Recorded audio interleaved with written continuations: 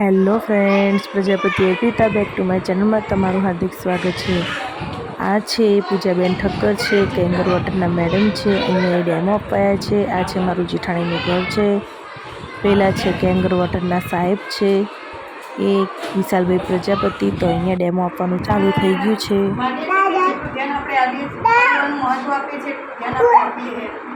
આપણે શું કરીએ છીએ, પૈસા પાછળ મળીએ, પૈસા આવ્યા એટલે પરિવારની જરૂરિયાતો પૂરી થઈ એટલે આપણે સમજીએ કે પરિવાર સુખી।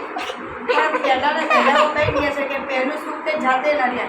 તમારું શરીર સ્વાસ્થ્ય સારું ના હોય તો તમારી જોડે ગમે કેટલા પૈસા હોય તો પૈસા છે।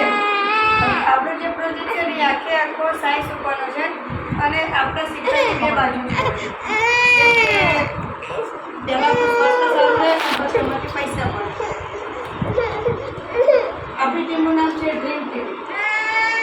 મિશન લીધું છે 5 લાખ પેમેન્ટ લઈને 2030 સુધી હેલ્થ અને વેલ્થ સિક્યોર કરવા। Welcome to Kangen water.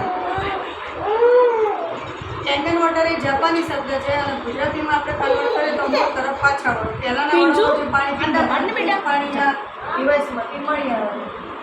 જા પહેલો રમાડે આપણું સ્વાસ્થ્ય આપણી સાથે લે ઇંચકમ બેહાડે આપણે શું કરે છે?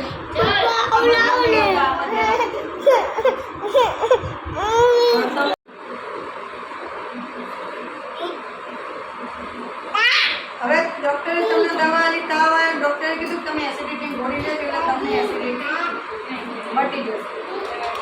એટલે તમને શું થશે, તમારી એસિડિટી બેસી જશે।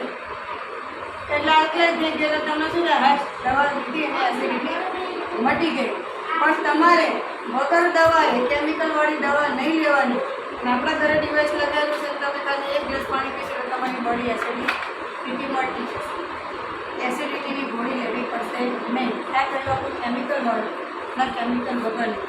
અને સાહેબ આપણે સ્ત્રીને તો બંને ઘર વચ્ચે જરૂર પડે। સિરિયલમાં અમે દાખલા તરીકે માનો કે એમના ઘેર ડિવાઇસ લગાવી અને હંમેશા એક વસ્તુ આ ભલે કરવું છે પણ સત્ય છે, થોડી વાર દુખાશે પણ કોઈ બી વસ્તુ એમને મળેલી હોય ને એ વસ્તુ ફેર ના પડે ને એ વસ્તુ કદર ના તમારા ઘરે લગાવેલું હોય ને તો જ એ વસ્તુ તમે પ્રોપર એને યુઝ કરી શકો તો જ તમને એનું રિઝલ્ટ મળે।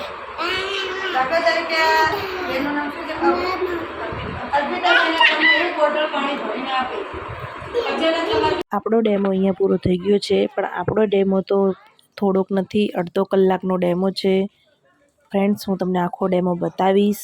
તો આ છે મારા જેઠાણીનું ઘર છે। અત્યારે હું તમને ખાલી મેન પાર્ટ બતાવી રહી છું।